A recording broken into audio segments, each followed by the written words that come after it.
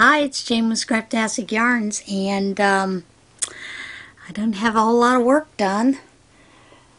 Well, let me put it this way. I don't have a whole lot of work done as far as projects that I'm working on. I have been doing some sewing. I have a couple more bags that are pretty close to being finished. I've done a couple more bee bags and some drawstring bee bags and some drawstring of the giraffe and some of the totes that are giraffes as well. Hang on, folks. Anyway, as I was saying, I haven't had a lot of time to do things. The things that I have been doing have been going through things in the house instead of knitting, crocheting. Sewing, I do have a couple of bags, but the knitting, that is as far as I've gotten on my sweater. That's the back piece. Haven't even started on the rest of it, so, you know, never get that done if I don't get a move on. Now, as you know, Jane Benning, yeah, I'm mentioning you again, Jane, had challenged me, triple dog dared me, and I'm going to show you a photo of the pattern. It is a paid-for pattern, and I'm going to show you the yarn that I have chosen, and I'm going to start that sometime this evening. I'm going to start that pattern. Since it's crochet, maybe it'll go faster than the knitting. You know, we'll see how that goes, that kind of thing. But anyway, this is the pattern that you triple dog dared me to make. This is a pillow cushion that is crocheted. And it is stunning. It is absolutely stunning. Do I have a pattern here? I think I do. Yeah. The pattern, and you make several pieces to make it, and then you know, put them together. It's a cushion, that kind of thing, and you layer it and sew the layers on because you have petals. You're sewing the petals separately, and it's just a very interesting pattern. And I do not see the name of the person.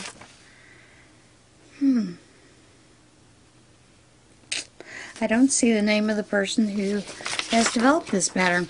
But anyway, I've decided to do that, and the yarn that I have chosen to do that with is this 1 pounder that I had. I have a Karen 1 pounder, and this is in the colorway Rose. I don't even know if they make it anymore. They still make it. I have 3 big 1 pounds of it, and I had planned on making something with it and decided not to, so I'm going to turn that into this cushion. And we'll see how that goes. That's kind of where we're at as far as the cushion goes. The house is coming along. I did, I think I told you the flooring that I chose was a thinner flooring than what the contractor likes to use. However, he did find a salesman who he pointed out to the salesman, this is what I liked. Did they have anything that was close to it or like it in that thicker thickness? And guess what? This company actually does a lot of things where they like to copy that company in itself. And there is a choice, and I'm going to show you both pictures here side by side. And the one that has the red tag on it is the one that is the thicker one, and that we're going with. So I did get the flooring that I wanted. I'm thrilled about that and looking forward to getting the house done. They've already made arrangements. They're painting this week, putting the siding on the front of the house.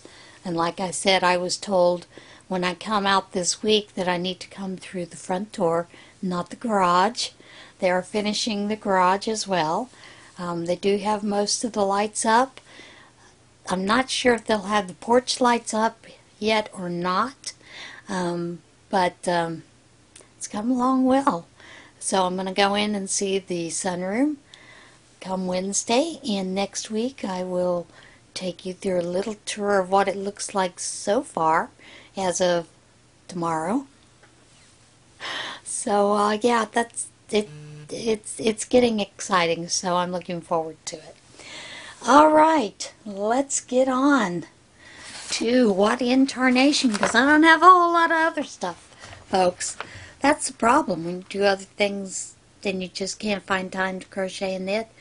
And quite honestly, I really need it. I have been doing drawings, you know, to a drawing class, and this week we're doing self-portraits. If you're friends with me on Facebook, you've seen it, and it's not even close to looking like me, but as the instructor said, I have captured the shape of my face and my hair perfectly. My eyes look fine, he said, although I think they look a little cross-eyed, but hey, you know.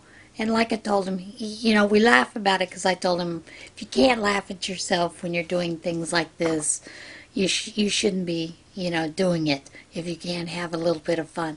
And he laughed and he said, well, you know, we're all made in the image of God. He said, so I look at it like this, we're all illusions. So he made me feel good about my drawing. All right, what in Tarnation? Entangled raccoon rescued from backyard hammock in Massachusetts. It's that word again. Massachusetts, you need to change your state name because I find it hard to say. Animal control officers in Massachusetts came to the rescue of a raccoon that had become entangled in a resident's backyard hammock. Foulmouth Animal Control said in a Facebook post that an officer responded to a home where a resident reported a raccoon had been stuck in their backyard hammock for about an hour on Thursday. The officer was able to help the little guy down, checked him out to make sure he's in good physical health, and he was released out into the wild. And there is a picture. You know, moose are kind of funny animals. And you kind of let a moose do what a moose wants to do just because of the size of the moose. Moose takes up residence outside Utah Rangers office's front door. So, the U.S. Forest Service is warning visitors to a ranger district office in Utah to beware of a young bull moose that has claimed the building's front door as his territory. The U.S. Forest Service, UNITA, Wasatch Catchy, that is a strange name, National Forest said in a Facebook post, the moose has been lingering around the building for several days and is not shy about taking a rest right outside the front door. Officials wrote the moose has claimed the front door to the Evanston Ranger Station and the tree right in front. The post advised potential visitors to call ahead before approaching the office. He does hang around the building all day, the post said, so be careful, because mooses are big animals. They're not like little kitties. They're big. A digger scoops out a trapped sheep out of a deep silt. A sheep stuck in a muddy silt in New Zealand was rescued with the use of a digger. Backhoe. That's what we normally call those. And the rescue was caught on camera. Zoe Richardson, whose parents own Waida Station in eastern Wairarapa, said she and her brother were surveying the damage from the recent Cyclone Gabrielle when she spotted a ewe trapped in deep silt. I tried to help her out, and then I ended up getting stuck in all the way up to her knees. She was able to extract herself from the silt and sought help from her brother Charlie, who was using a digger to create culverts nearby. Richardson recorded the video while her brother scooped up the sheep in the digger's shovel. I expected him to dig a culvert, but instead he just really delicately picked her up, she said. She said the sheep was not injured. She's back in her paddock where she needs to be. Newlyweds.